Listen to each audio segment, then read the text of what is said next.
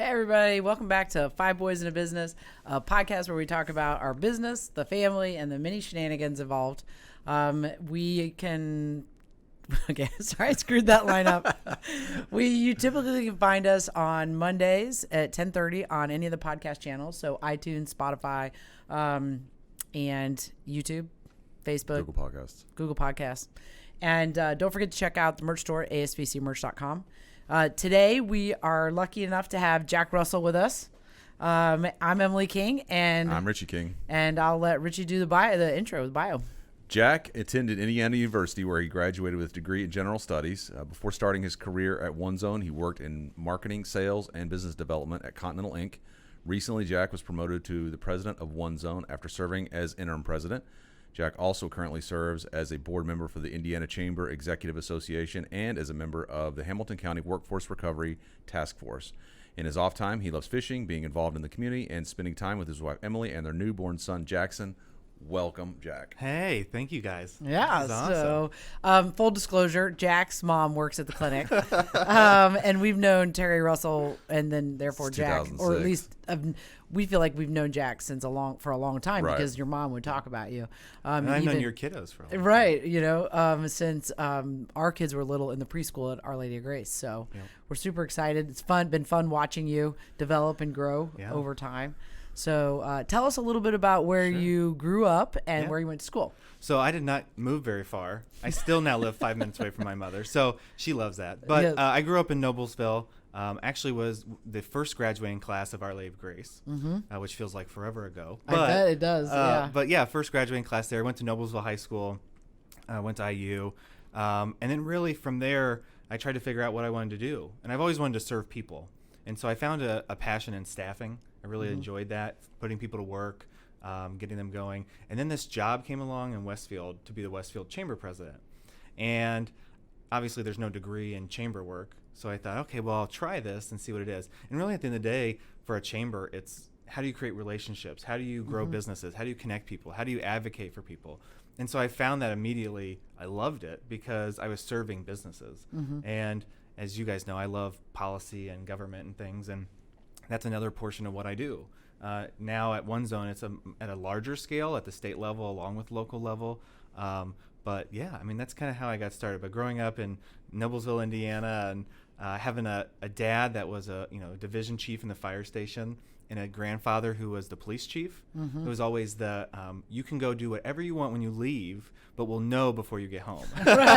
So it was always that's kind of how it was. But I grew up around them and them serving, and so that was that piece right away where I didn't have a passion to be a policeman or a fireman, but I definitely wanted to serve people. Yeah. And so that's how I kind of grew up, was kind of watching them and seeing how they served, and then finding a different route to do that. Sure, absolutely. Yeah. So you are, congratulations, now the president of OneZone. Thank you. So tell everybody a little bit about what OneZone is and its mission. Sure. So OneZone is the Carmel and Fishers Chamber of Commerce. We're the second largest chamber in the state of Indiana. Okay. We have 1,400 members, so decent size. But us at OneZone, we do really three things. We advocate, we educate, and we connect. Advocate locally, countywide, and then on state issues. Between the months of January and April, you will find me down at the State House looking at different issues and topics. The educate piece is a lot of what we've been talking about, which is right now for us is how do we educate people to reopen their business? How do we re-educate people to do a lot of different things? And then with the task force, it's how do we quickly get people back to work? We did an additional partnership with Ascend Indiana, which helps college students. So, and I think there's another group of the workforce that we're working on right now, which is the retirees who've been hit with their 401ks and different things. How do we get them engaged and back into the workforce? So, again, it's these different avenues, but then the connecting piece is the strong piece of us, which is with 1,400 members, a lot of what we hear is, hey, I really need help with HR, or how do I find a solution to my problem? And with 1,400 members, we can do that. We can use our network to try to find and help solutions for businesses. So I always try to break it down into three names, which is educate, advocate, and connect. Got it. And within OneZone, then, are there different departments within OneZone? So I have a staff of 4. We have an events person, we have a salesperson, and administrator. Okay. And I have another person who does some of our upper level members. So it's a fairly small team for the size of our organization, but a lot of experience, and that's been the bigger piece of it. I have 3 of my team members have been in the chamber world 16, 17 years. Oh, wow. So that experience has usually, one person working 17 years may have multiple entities that they can support. Right. So that's been nice for me, but we see ourselves growing over the next few years, just to add different value pieces. As you all know, I mean, the world's different. And so how do we adapt to that quickly? And that's what we're finding. Sure. So Yeah. How do you had mentioned you guys go to the like the state house? Yeah. How does OneZone make an impact, like in terms of policy and things like that? Like how does that whole piece work? Like how? So we 2 years ago we hired a lobbyist. Okay. So her name's Carol Auslander. Okay. I'll make sure I share this with her so she knows that I mentioned her in the video. But she has a ton of experience in this, and so we hired her right away to be she's there 5 days a week for us on policy. But the other thing we do is we listen to our membership. So I'll use one example was tobacco, tobacco reform. So one of the things that we've always looked at is the age, which we got, the federal government worked on that last time with the 18 to 21. But then how do we create policies through data? So data shows that if there's an increased cost, that people would use it less. So we have over the last couple of years lobbied to get a $2 increase in tobacco. So there's different things that we listen to. School safety, we look at that a lot. Mental health. The big one we looked at last year was investment hubs, which is an opportunity to utilize a regional approach versus more of a local approach. But there's a lot of different things that we do. But on the policy side, the best thing that we have is relationships with our state representatives. So Tony Cook, Donna Shibley represent Westfield here. But then you have Jerry Torr and some others that really it's having conversations. A lot of times people don't realize how easy it is to communicate with your elected officials. I think there's this idea that because they're at the state level, right, that there's no way of getting in touch with them. Right. They absolutely want to hear. A lot of their legislation comes from their constituents of hearing a problem, and from their point of view, how can they, as a state representative, find a solution? Right. So that's really how we've done it, and they've listened, and they've done a lot of things. We've really pushed some legislation that we felt like that we could get accomplished. And we've had some conversations with other representatives on verbiage. So we've been able to do that. So, it's amazing how, obviously, it seems like its own world down there. Right, And you do have to learn how the sausage is made and how it all functions and stuff.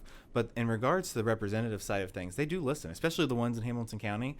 If anybody has anything or any passion of theirs, call them, call their office, email them. They'll respond right away. So do you guys, as then an organization, listen to your members? You talk to the members and say, okay, what are you guys passionate about this year that we want to involve ourselves in? So sometimes we'll do a survey of that, and then from that kind of gives us some guidance and some direction. Ideas, yeah. And then a lot of times it's also just throughout the year listening. So when we hear consistently a message of, Indiana ranks in the 40s of healthiest states, we probably, as a large voice in Hamilton County in our region, should probably look at that and say, okay, what does that look like in particular? And a lot of it was tobacco reform and those type of pieces. But I think healthcare as a whole, we're seeing, let's say billing. How does billing work, and what's the impact of billing, and what's the impact of your cost of healthcare? I think that's a big one right now. So we use a lot of our members in what they're asking us and what they're talking about. And when that message is consistently heard a lot, right, we're going, okay, this is definitely something we need to listen to. We need to pay attention to. Right. Yeah, that's really interesting. Were you surprised at the complexity of the legislative process? Yes and no. It's a passion of mine. Right. So I've read it, right? Right. But reading it and experiencing it Right. are two different things. And so I think that was the thing for me about 2 years ago, going down there and having conversations and seeing how it's made, how bills are made, how laws become. It's definitely an experience. So if you have a kid that wants to be a part of this experience, make sure that they do a PAGE program down at the State House, or they're an intern down there, because it's a different way of going about the process. You think it's easy to say, okay, it goes to committee and then it's listened to, then it goes here. Well, no, it's a whole process. Yeah. But what I found, I wasn't a page down there, but it was something that immediately I wanted to know about. And so I had the opportunity when I was a senior in high school to go to Washington, D.C. and get some internship experience out there. Oh, wow. And of course, that's even a more different world. Sure. But if you have a passion for it, what I always tell younger people, even though I'm young, but younger people to me, is call these people. One of the first things I did when I was in college, I said I want to know municipal government and I want to know economic development. So I called the city of Noblesville and I said, do you guys have any internships? Do you guys have any opportunities?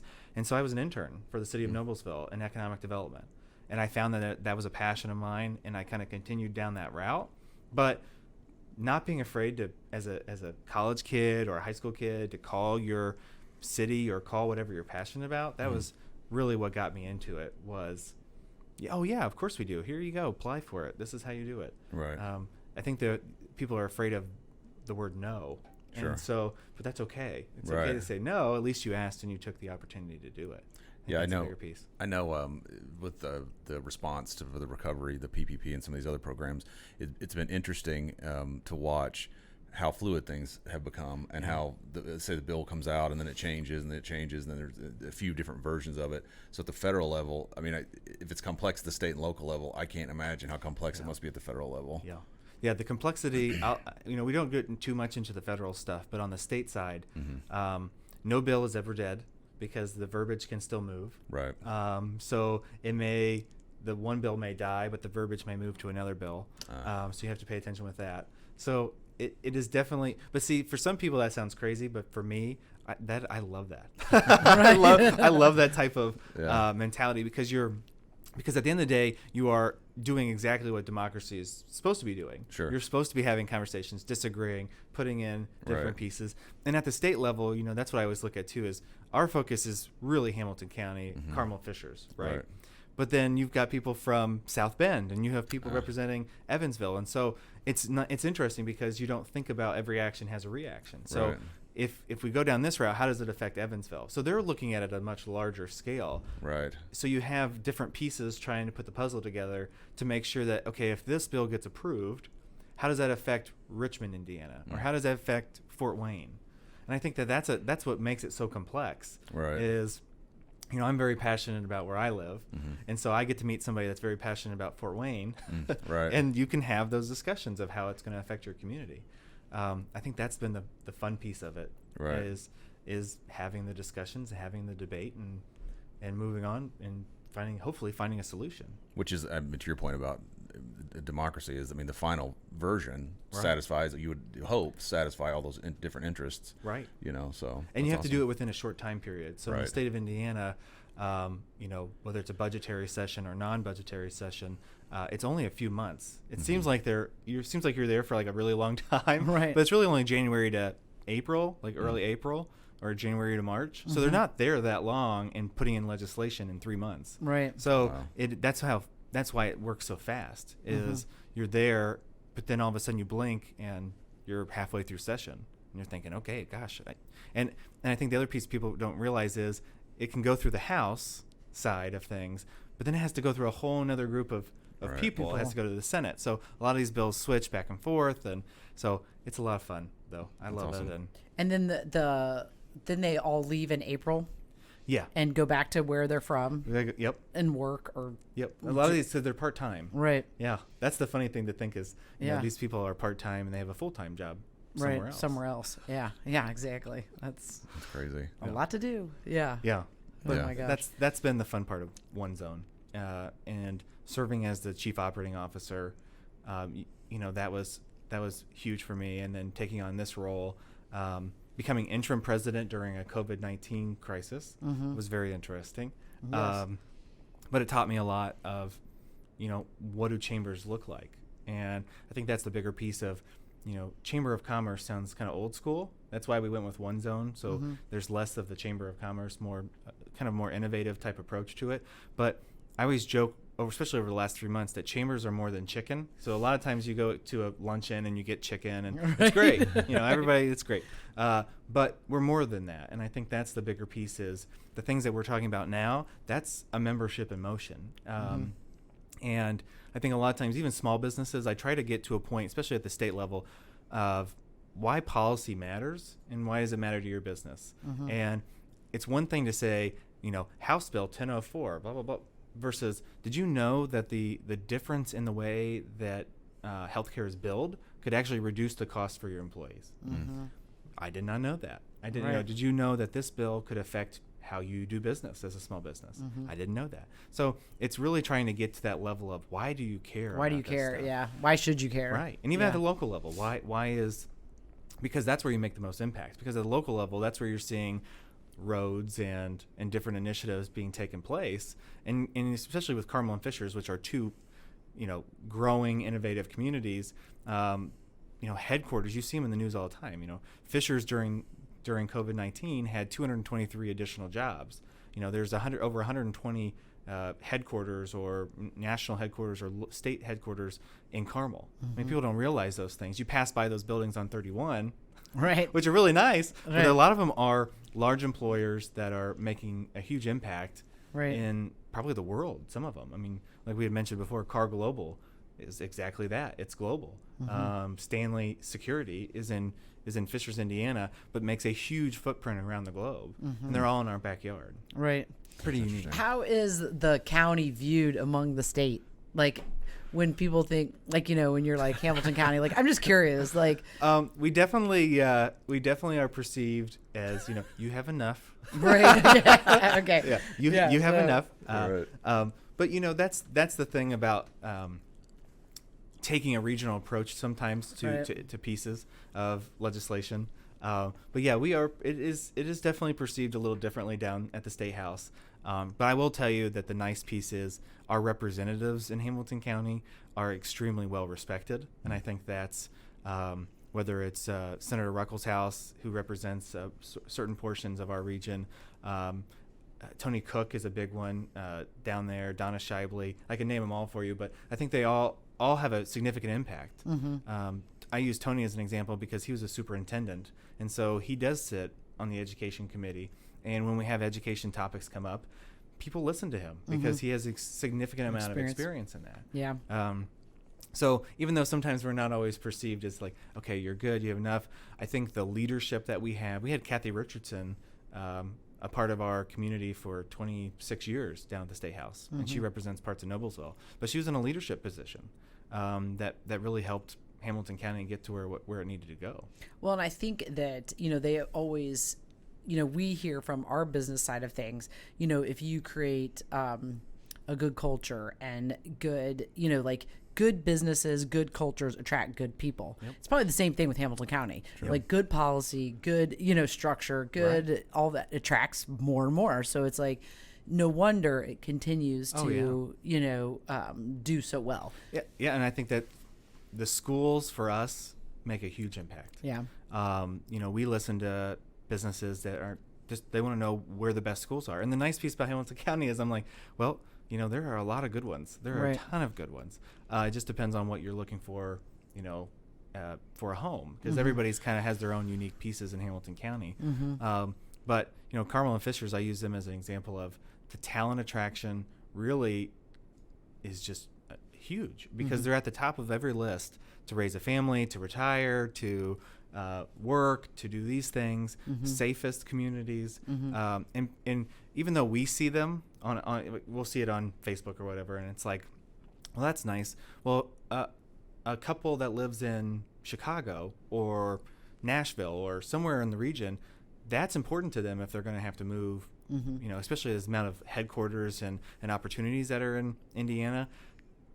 Being on those magazines and on the map or on their radar, that's huge. I think we're seeing a lot of that, and probably here in Westfield as well, where you guys are located, is a lot of people coming from different areas because cost of living's a little less. I can buy more of a house, but yet I get trails, and I get a strong public safety. I get strong schools. I get everything I asked for. And that's what's been great to attract people in business. I mean, that's been the best. That's why I loved serving as Westfield's chamber president, because it really helped that, because you had all those strong assets, and then even more so now representing a larger chamber, having 2 strong school districts and 2 really innovative and creative mayors definitely makes my life a little easier. Yeah.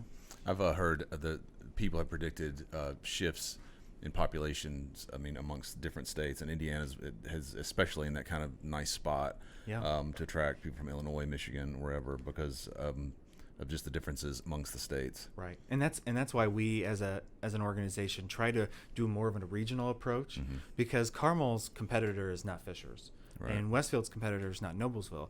If you look at it as a region, our region's competitors are Nashville, Tennessee, and Denver, Colorado, and Austin, Texas, and Columbus, Ohio, and so there's always that mentality of looking at it that way of, okay, well, Noblesville it gets this and Westfield gets this. Are they competitors? There's not even close, because at the end of the day, I always tell people you're 15 minutes away from anything in Hamilton County, really, at the end of the day. So Carmel may be having a different approach on economic development, but they probably like that their citizens can go to IKEA and Fishers. They have that amenity. So I think it's, again, that regional approach of who is your competitor. And it's not one city over the other.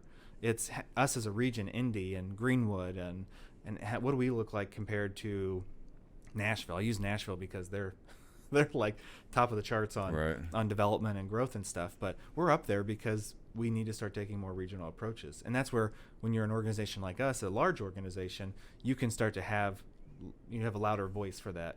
For that discussion. That's awesome. Yeah, very cool.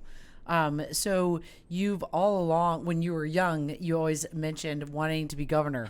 Is that still something that I would love to be governor? Are you? I'm not as tall as Eric, though. Right. Are you purposeful in your steps to get there? Like, is that something that you're like mindful of? Like, this is a goal that I want to accomplish, and so then therefore I'm doing these things, kind of thing. Like, I remember growing up, and I always told my mom I wanted to be president. Right. She said, "Good news, you did it. You're at least president of something, right?" So, so you did that. Right. But the path to get to places has always been what I always found. I used to do political campaigns. What I always found was when I asked someone that was running, "Did you raise your hand and say that you were going to run, or did somebody ask you to run, or did people ask you to run?" Because there's a huge difference. And so what I've always found is, if I just do the job, do it really well, and really the sole purpose of what I have always wanted to do is to serve people. And I think there's an opportunity wherever you go to do that and do it well, and then those opportunities find themselves. So I don't really have a game plan of how do you get to these levels, because for me, in a chamber world, which is an industry I love, this is the dream job, because you are in the second largest chamber in the state of Indiana. I'm not even 30 yet, so I'm 29. I have like 2 more weeks. But it gave me the opportunity, because when I was 25, I started in the chamber world. And my first day on the job, I had a meeting, and this lady walked in, and she goes, "Can I talk to the chamber president?" I said, "Well, I'm the chamber president." She goes, "Aren't you a bit young to be a chamber president?" And I said, "Well, how old do you have to be?" I said, "I didn't realize that there was a cutoff, right?" I didn't realize that there was like an age restriction. I think that is that piece of trying to that's been a hurdle sometimes. I don't think as much anymore, but at the time, 25 in a smaller chamber was like, is this what I want? I mean, is this the right path that I'm taking? And then you get to hear people's stories. And I think that was the big piece that I love about my job more than any other piece, is that whether it's a big organization or a small organization, you get to hear their story of how they started. And then you get to see them grow, or you get to see whether it's the individual or the organization get to where they want to go. And so that's the motivating piece that I even tell my team. It's like, you get to see somebody be a part of this organization, and then through the years that you get to walk with them, you get to see them change and see them grow. I mean, I love when I get phone calls of, hey, I've been a 2-person team, we're doing really well, and now I want to add 2 more people. What do I need to be thinking about or doing? And I know you guys have gone through some of that as well, as what are the steps I need to be taking? Well, that's a good problem to have, and the chamber can be there to say, hey, here, talk to this person, talk to that person. Because what I always tell people, our basic level membership is $300, and I always tell people how many connections do you need to pay for that $300? And 9 times out of 10, it's one. Right. 9 times out of 10, and I think that's the bigger piece of it is that I've loved, and so that's a long-winded to your question. Yes. But it's how do you get there? It's really just continuing my personal goals are to continue to serve the business community of Carmel and Fishers, continue to be the voice for advocacy, continue to be, especially now more than ever, to find opportunities to educate people for their business, and then to connect people. And if we can do these things and do them really well, whatever opportunities are out there, I definitely love this. I love this job that I've been given, and I would love to do it for as long as I can. Because the chamber world, I don't think people realize the impact that we as chambers have on a community, whether it's 200 members or 1,400 members. We are the ultimate. I always say we're the ultimate connectors and conveners. So if you want to get business done, you can connect with a 1,400 member organization and find that one connection. I think that's huge. Yeah. Yeah, go ahead. It must be really interesting to watch that progression from startup maybe to over the years. Business owners realize their dreams and constantly chase for that next level of success. It must be really neat. It's even to the point. Some of the businesses I've talked to, it's even down to the idea, right? So it's even like I'm thinking about starting this business. What are the things that I need to do to even just think about it? I mean, we hear like consulting businesses or different things. I want to get down this path. I don't know exactly. I know I'm really good at this, but I know I definitely need some HR components, maybe a little bit more marketing expertise. So we even get them when they're an idea. And that's even the fun part of it is, hey, I'm really good at making pizzas, right? But I have no idea where do I go about running a business to make pizzas, make my passion. And so we get to be there for that too. But the small ones, when they first open up, small businesses, when they open up and you get to meet them and they have a strong story, then you're like, who do you want to know? Who do you want to connect with? And it's just a powerful thing. And especially when you see them really do well and they open up another restaurant or another opportunity, because even just doubling, you're doubling the size of your business, right? You're adding another location, can be stressful. And so we as an organization are there in different avenues for businesses. And I think that's where we've seen success because, again, like I said, we can serve a lot of chicken at lunches, but to be that resource of how do I get to where I want to go, that's where I think us as OneZone have really been strong at doing that. I think it's interesting, the tools that you mentioned that OneZone offers. I'm sure they're invaluable, an invaluable resource because speaking from our experience, going from that idea on a sheet of paper, just a thought basically that you start to, there's so many things that can be overwhelming, and to be able to have a resource to go and say, I have no idea what I'm doing. Can you guide me in some way? Takes that just one less thing they've got to think about, as they develop the concept and as they go through whatever it is in terms of their business. So it must be really valuable. Well, and you create that peer connection of maybe somebody that's already done it. Right. So if you can find somebody that's put some blueprints together, in the chamber world, we all steal each other's ideas, and we call that the best form of flattery. So, but no one's offended by that. So, I always give Tara down in Southwest Chamber, they did this great idea on welcome back their businesses, and they put these little decals together in a social media guide. And I literally called her and said, can I talk to whoever created that on your staff? And I'm going to steal it. I'm going to take it. And she's like, because we all have that one mindset. And that's why the chamber world is so interesting is we have the one mindset, support our business community. And so it doesn't matter if, you had the idea first or not. Is it effective? And if it's effective, I'm going to use it. And Christian down in Aspire is going to use it. And this person's going to use it because we're going to test it and see if it makes an impact on our businesses. Right. And we did the welcome back, and you get a decal and all this kind of stuff. And it was hugely popular. And so I told her, I said, thank you, because now I've provided another resource for my businesses to make them feel like the chamber's there and we're listening. Right. we've added technology, same, what you guys have had to do. We have done, we added a podcast, and we're slowly starting a video series and those things, because technology is important. Having conversations and having the opportunity to get information quickly is huge, and it helps businesses. So do you that's feel a big like piece. with the COVID situation and everything that went down, when it went down, and that the landscape is like, we talked a little bit about this before the podcast, do you feel like everybody's got the information that they need and that they're all kind of in a good place in order to get done what they need to have done, and as businesses? I think we still have a ways to go, but I do believe that one of the first things we did was we called the other chambers, and we said, instead of 4 different pieces of information being sent out consistently, why not communicate one consistent message? And I think that's been the bigger piece that we've looked at, is how do we create one message? Because you're going to get a lot of information, right? But we just want to be that source to provide that from a one-stop shop. We did that on our website, where we put on a COVID-19 resource and information guide, and it's a whole list of small business, SBA, U.S. Chamber of Commerce, any resource that you need. It's in a one place, so you're not going around trying to find 5,000 different things and run your business. Right. But I think what we're seeing is there were 3 stages: the essential, non-essential, how do I get my money, and then the reopening. And businesses are very good at making sure that the people that walk in the door are taken care of and they feel comfortable coming in. So it's our job to give them the resources, and then for them to mold it how it would best fit their business. Right. And I think that's where we've been able to be helpful, is, hey, here's all these resources, here's all this information, maybe find a way to make it your own. We've done some specific ones like restaurant reopening. We've done those. We'll start to do another retail one. But then it's even offices. What are the things you need to be doing as an office to do it right?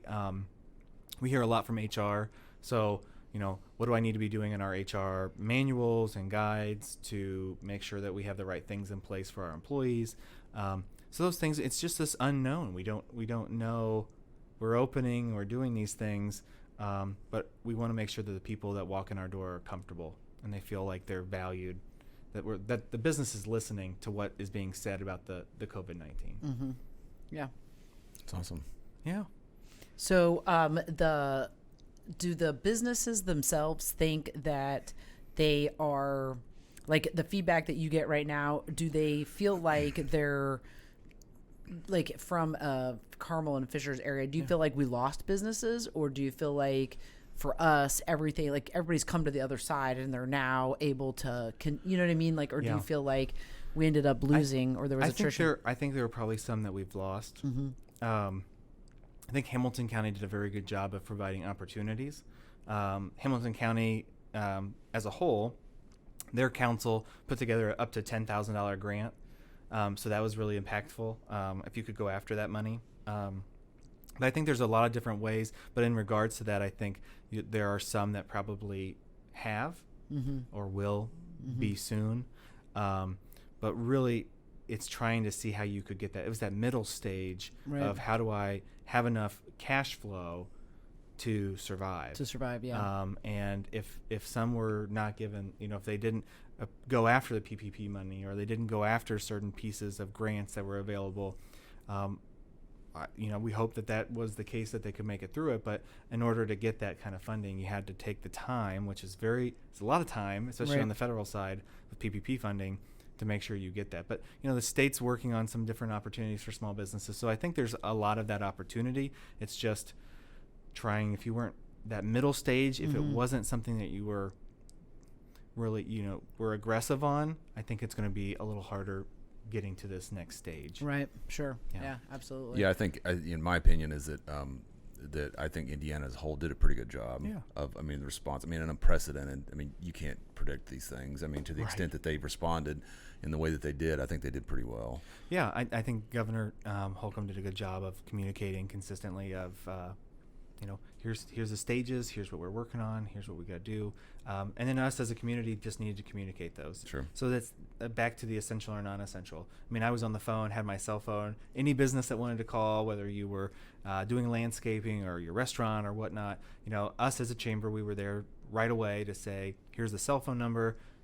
how can we do it? And we had some chambers that did 24/7 hotline around the state. So, we were just trying to be there right away so that, because a lot of these businesses as owners, they were up at night, thinking about this stuff. Right. Sure. And we wanted to be there as well. And I think the essential, non-essential, we did a very good job of that.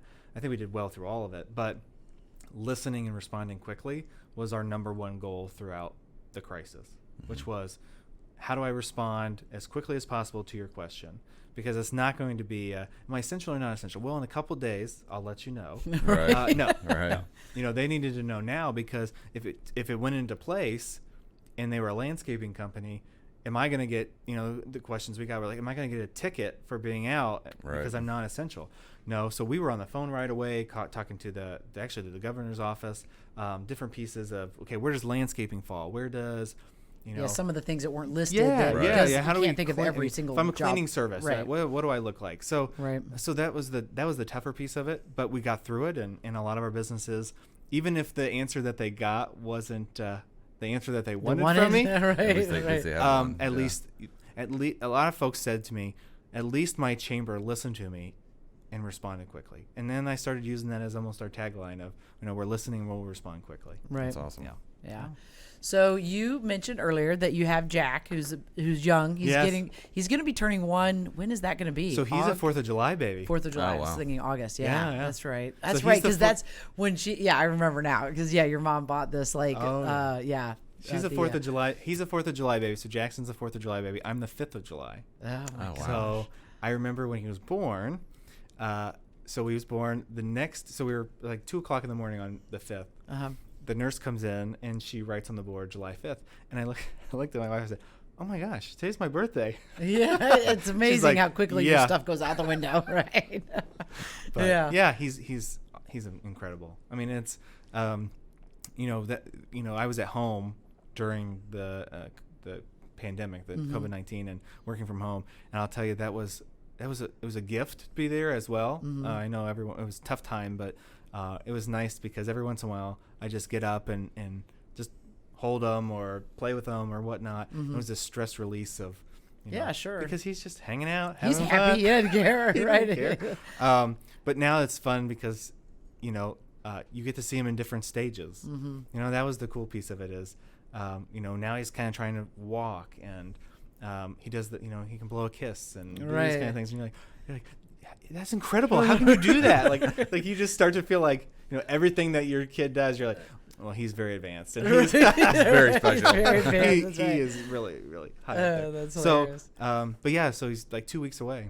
That's great. From being a year old, and it wow. flies. It does. Oh my gosh. Yeah. I mean, that's what we're on the show here. You guys have 5, and it flies. Oh my gosh, I can't believe it. Yeah, it's amazing. We always say that, like, oh, time flies by, It and then does. I don't think until you have kids do you really understand or get, you know, sometimes that's one thing that can make you appreciate how quickly time goes by. Yeah. And you don't even think about, I told Emily the other day, I said, I don't remember our world without him. I mean, it's right. like, you can remember some things, but you think like, I don't remember really.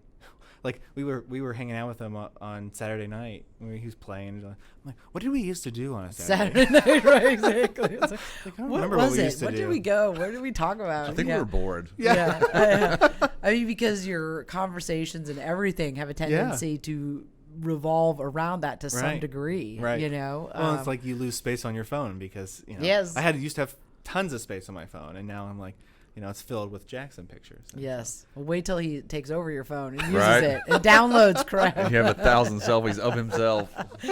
Yeah, exactly. Yeah, that's what happened with us with Calvin this week. He'll just hold down the photo button. And then become tech savvy. You're like, what are you doing? And then they become tech What are you savvy. doing? Yeah. And then Don't post that. yeah. That's so funny. So yeah, it's always fascinating to me. It always fascinated me to watch the kids. I mean, how quickly they change from just being a newborn infant to like a small person. Yeah. And it's so fast, and Yeah. it's amazing. And then they wind up like Harry here at 23. You remember the day they were born, and then all of a sudden they're adults and everything. Yeah. So we joke, we're like, he's gonna start talking to us, like actually having a conversation with us. Like we should probably be ready for that. right. We should be ready for that. We should probably be ready exactly. for him to actually respond to what we're because right now for him it's the mimicking, so he can do a lot of the mimicking. Right. So that's the funny thing. Like, somebody else, like Emily's kind of says whoa a lot, like whoa, because we think it'd be cute for him to say whoa, Right. just because we think, he's listening and he's going to respond to Right. a lot of the things that we're doing. So that's another phase or different piece that I'm not, this is our first. So that's been kind of the fun piece of it as well, is like, okay, he's going to mimic anything that we do, so we have to be on our best behavior. Oh, to yeah. pay attention. Oh, He is yeah. watching. He is watching. They watch everything Yeah. and hear everything, it seems And like. repeat everything. And sometimes. repeat Yes, everything. repeating. Yes, Yeah. that's another one. so. Exactly. But, Absolutely. But no, that's been the fun part, and I think living so close to both. Emily's family lives in Westfield, and mine, like I said, lives 5 minutes away from me, and we love that. I mean, that's as a my mom being a grandmother, it's great to see her all the time, and to see. Yeah. I think for her too is kind of fun to like, you have your, I'm her kid, and now she gets to watch her kid. Have a kid, have raise a kid, and take a kid, make, yeah. It's kind of a cool experience and we're all, so he's the 6th. Mm-hmm. So, even with my dad, it's kind of fun because he's the 4th, I'm the 5th, and Jackson's the 6th. Right. So, there aren't a lot of 6ths in the world. There weren't a lot of 5ths in the world. That is really cool. Yeah. So having Richard Jackson Russell the 6th and to pass that on, a few years ago, my grandfather passed away, and Emily's grandfather passed away probably a month, after that. And so it's been kind of impactful to see, you don't think about it that way, but when you have a name that you pass That legacy, on, yeah. it makes me think of my grandpa. It makes me think of, Yeah. my dad thinks about his grandpa and his Right. dad. And so when you put the name, my wife said, well, I'm not giving him that name. So Yeah, could you imagine being the one person who didn't give Break him that the line. name? Like, oh yeah, that's like that. Hey, would Dad, be- you're the 5th. What happened? What happened? Well, we decided to stop it with you. Exactly. Yeah, that 5 would of be, these enough. 5 Yeah. is enough. We didn't want to give you a Roman numeral. Oh so. my gosh. Well, and that speaks like a lot to the type of men that those other men were, Yeah. because you would never name someone after, you know what I mean? I mean, so it speaks a lot Yeah. Nice, to yeah. that tradition and how you guys viewed them as family members. So Yeah. that's really cool too. It's too bad that people don't do that more often. I mean, you don't see it Yeah. a ton anymore. I mean, It's not. I mean, We didn't do it with your, No. like, he was named after his dad.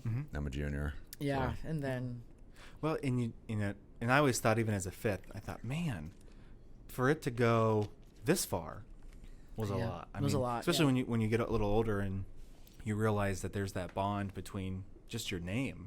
Right. That was with my great grandfather passed away a little after I was born, and that was one of my dad's best friends, and so it was like, I'm Jack as well. So his nickname was Jack, and my nickname's Jack. So Right. it was kind of unique on that situation as well. Kind of growing up where you share that bond right away with somebody, and that's what I felt with Jackson, because right away they're like, "What's his name?" I'm like, Richard Jackson Russell VI. That's pretty. In your head, you've always said it, right? But then Right. when you get to hold them, you're like, that's another generation of Richard Jackson Russells. In the world. That's Good or bad, right. there they are. Right, exactly. When did the first Richard Jackson Russell live? So gosh, that's a good question. Let's see.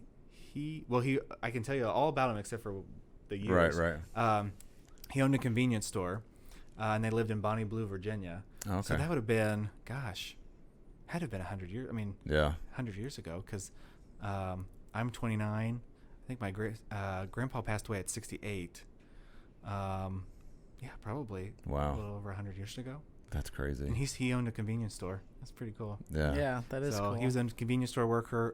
My grandpa Jack worked at Firestone here in Okay. Noblesville for 40 plus years. And then my grandfather obviously was police chief and did that. And my dad Yeah. hanging out in the fire world. So Yeah. yeah, it's crazy. Does your dad have siblings that were also in like service, or was it just him? Just him. Okay.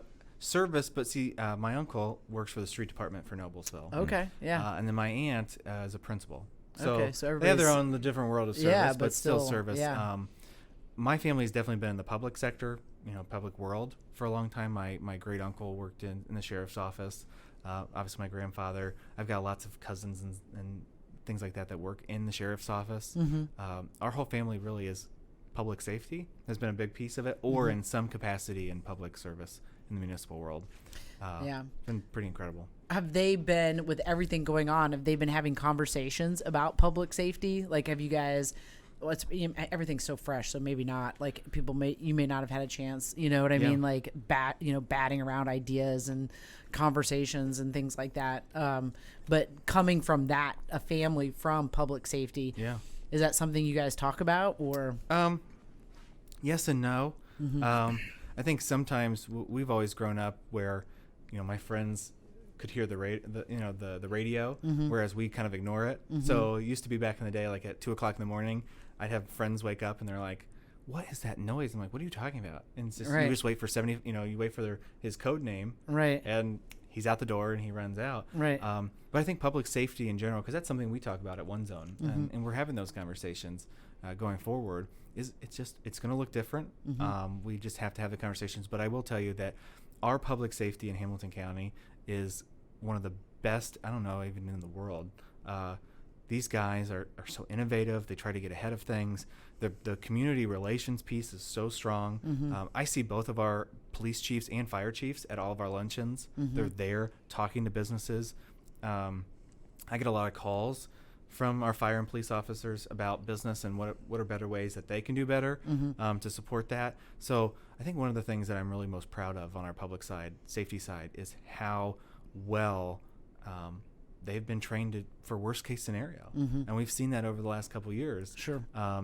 And not only just, not treating Carmel as Carmel and Fishers as Fishers, but I think that when we talk about regional approach, we've got a bunch of public safety people that communicate on a daily basis for all of Hamilton County, because they respond to, if you have a fire in Cicero, you're going to see probably 4 or 5 different stations show up. So I think that that's something that people don't realize is how much these public safety officials communicate. Yeah. And how much they communicate at the county level and at the state level. I mean, it is because their job is to protect and defend our people. And so if something is on 96th Street, you're going to have, you may have Carmel, you may have Fishers, especially coming from the public where I kind of grew up with that. You're going to see in Cicero, you may see a Jackson Township, a Westfield fire truck, a Sheridan fire truck, a Noblesville fire truck. I mean, because you have to have all the equipment you need to be able right to make away. the impact. Yeah. And I think that's what people don't realize is one call may actually take 4 different departments. I think that's a piece that people don't understand. That, and I always explain to people how a ladder truck works, because I think a lot of people don't realize, if it's a 96-foot ladder truck, why do you need a 128-foot ladder truck? Well, and I'll go down the whole thing. But that's how I grew up. So it's the public safety side. I went through Fire Ops 101, so I'm an elected official in Cicero, and I went through Fire Ops 101, and you got to take a car apart, and I told him, we were enjoying it, and we were doing these things, but I told him, I said, I guess I put myself in a scenario where, I'm going slow and I'm trying to learn this stuff, and even after I felt like I got a good handle on it, I said, I just think the world of you guys, because I'm doing this with no emotional piece. Right. There's not anybody in this car that I'm having to get out. But you guys have to do that. I mean, you have to be, because right away when you open the car door, one of the things you don't think about is when you have to break the car door, or even the middle piece of the car door, is the airbag deployed or not deployed? And right away we had one, we're going at it, and he's like, "Well, is there an airbag or no airbag?" I'm like, "Actually, I have no idea." Like, oh my gosh. So, but these guys have to not only think analytical, think about those things, think about their processes, but then they also have to, have that. There's that emotional piece. Like there's a kid in the car, and there's we went through a home that was filled with smoke. You literally cannot see anything. I mean, we have a heat sensor, but all you're being told is there are 4 people in the house. Go find them. Oh, I mean, God, yeah. There's a huge emotional rush of that. And so I think that's the piece as well that I've helped in the town of Cicero is, we really try to work really hard, because our people will, on the mental health side, their job is to go out and do it. But, we've put some pieces in place now, especially in Cicero, and actually every community has a great EAP program for their public safety, because these guys are supposed to, and gals are supposed to go home, after a shift and turn it off. Yeah. But you don't know how the shift ended. And I think that's the stronger piece, and that's why public safety has always been a passion of mine, because I've seen it firsthand. Sure. But more importantly, if we are priding ourselves on a community that has strong schools and strong public safety and strong pieces of these things. I want to know everything that they're doing so that I can tell our business community, here's what your public safety is doing for you. And it's a different world right now, and we're but I know that our cities are addressing these things, right? Because they've always been in Hamilton County proactive, innovative, and creative of how we go about addressing things. Right. But yeah, I mean that's a passion of mine. So of course I get fired up about public safety and things that they're doing. Cool. Because it's incredible in Hamilton County. Yeah. That's really neat. Yeah. Whenever I see the fire engines, I always remark, it's like, why can't I get my car to look that clean and shiny? Come on, man. What are you guys doing that I'm not? And it's all of it, too, right? I know, So right? the There's whole nothing. thing. There's not like a fender that's not quite. It's all perfect. Yep. Well, if they're anything like my dad, that he does the same thing. I'll wash my car and he'll wash his, and somehow his looks different. Just a than little mine. better. Yeah. A little bit Years better. of practice. Yeah. Well, one before we wrap up, we'd like to thank you for joining us today. Thank you. And all of the information that you provided.